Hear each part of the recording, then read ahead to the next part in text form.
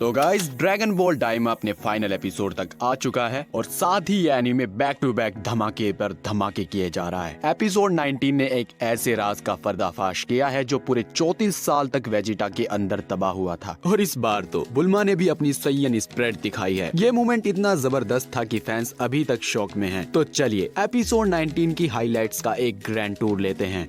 सबसे पहले बात करें गोकू और उसके दोस्तों की, तो फाइनली ग्लेरियो की बिट्रेल की वजह से गोकू, वेजिटा और सब वापस बड़े हो जाते हैं। लेकिन क्या प्रॉब्लम खत्म हो गई? बिल्कुल भी नहीं, क्योंकि गोमा अभी भी इमोर्टल बना बैठा है इविल थर्ड आई की नेवर एंडिंग पावर की वजह से। हाँ, अब ये एकदम ही चीट कोड जैसा हो गया है। अब जब गोकू ने सुपर साइयन 4 के मजे ले लिए थे तो अब फाइनली वेजिटा की बारी थी। वेजिटा ने अपनी फुल पावर दिखाते हुए पहले बेस फॉर्म फिर सुपर साइयन 3 में ट्रांसफॉर्म किया। हाँ, पहली बार ऑफिशियली अडल्ट वर्जन में वेजिटा सुपर साइयन 3 बना है। लेकिन यहाँ पर भी एक ट्विस्ट था। चाहे वेजिटा कितने ही तगड़े तरीके से गोमा को कूट डाले, इविल थर्ड आई गोमा को बार बार रिवाइव कर ही देती थी।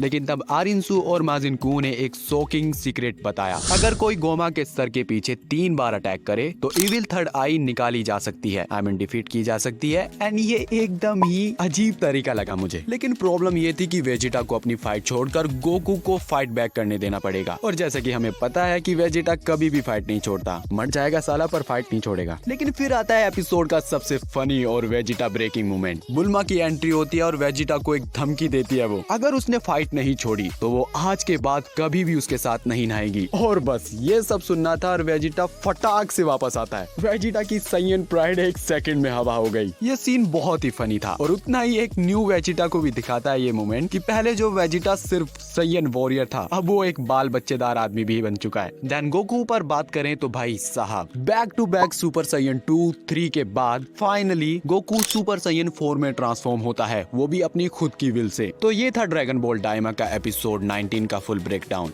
अब बस एक ही एपिसोड बचा है और स्टोरी एकदम पीक पर है। आपको क्या लगता है कि वेजिटा का कैरेक्टर ग्रोथ ऑसम है या सिर्फ ये बुल्मा की धमकी का इफेक्ट है? कमेंट सेक्शन में अपनी राय जरूर बता देना। अगर तुमको ये वीडियो पसंद आया तो like, share, comments and subscribe to the Pixel Panel. मैं मिलता हूँ अगले किसी और वीडियो में, तब तक के लिए स्टे ओटाकू।